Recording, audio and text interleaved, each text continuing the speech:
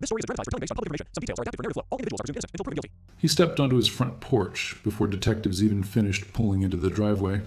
70-year-old Robert Maxwell didn't look confused or scared. He simply folded his hands and said, "I've been waiting." For 23 years, no one suspected him of anything. He was a friendly grandfather, a retired truck driver, a man who waved to neighbors and bought cookies from the kids next door. He blended into the quiet town of Cedar Ridge so perfectly that no one ever wondered who he used to be.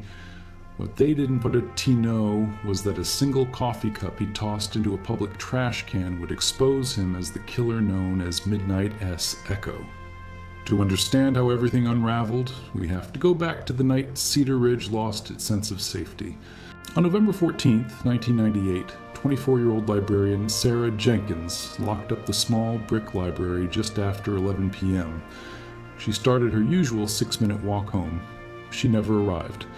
By morning, Cedar Ridge had transformed from a sleepy town into a full-scale search operation. Helicopters circled overhead.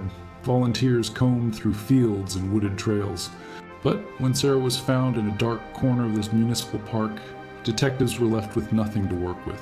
No weapon, no footprints, no witnesses, and no usable DNA. Only a few microscopic fibers clung to her coat, too small to be valuable in 1998.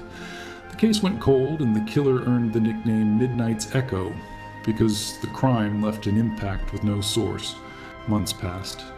Leads evaporated. The evidence box was sealed and placed on a shelf no one expected to open again. But time didn't stand still. Technology evolved. And 2 decades later, Detective Amelia Hayes pulled that forgotten evidence box from storage. She noticed the same fibers everyone had dismissed years earlier, and now in 2021, they could finally reveal something. Hayes sent them to a laboratory specializing in advanced DNA extraction.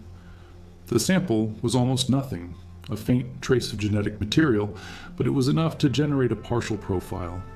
That profile was uploaded into the world of genetic genealogy, where distant relatives upload their DNA for fun, curiosity, or family research.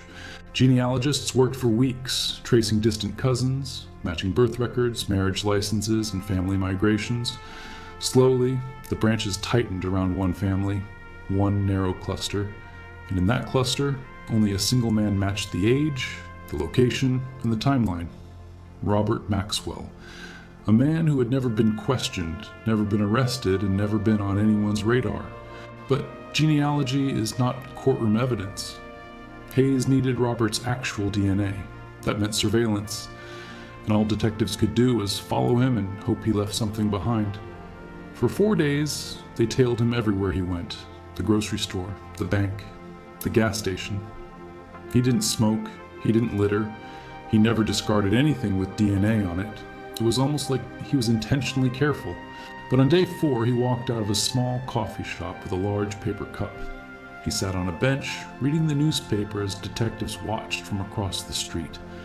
When he stood up, they held their breath. If he brought the cup home, the opportunity would disappear. Robert walked toward his car, then changed direction, and dropped the cup into a public trash can. Detectives moved instantly, gloves on, evidence bag open. The coffee cup was secured within seconds. 24 hours later, the lab delivered the result, a 100% DNA match. The sample from the discarded cup was identical to the trace recovered from Sarah Jenkins' coat. The odds of it being anyone else were 1 in a quadrillion. After 23 years of silence, Midnight's Echo finally had a name. When detectives returned to Robert's home, he didn't argue. He didn't ask why they were there. He simply nodded and allowed them inside, calm and resigned, as though he had rehearsed this moment for decades. During questioning, Robert spoke only a handful of sentences. He said he'd been passing through town. He said he saw Sarah walking alone. And he said that what happened next was an impulse. After that, he went quiet. No excuses, no explanation. Just emptiness. For the people of Cedar Ridge, the truth felt unreal. The killer wasn't a shadowy stranger. He wasn't a drifter or a monster hiding in the dark.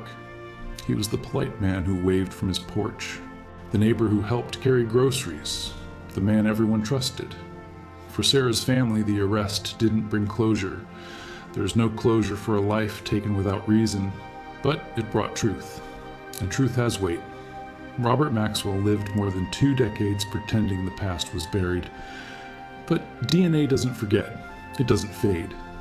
And eventually, it speaks, no matter how long someone runs from it.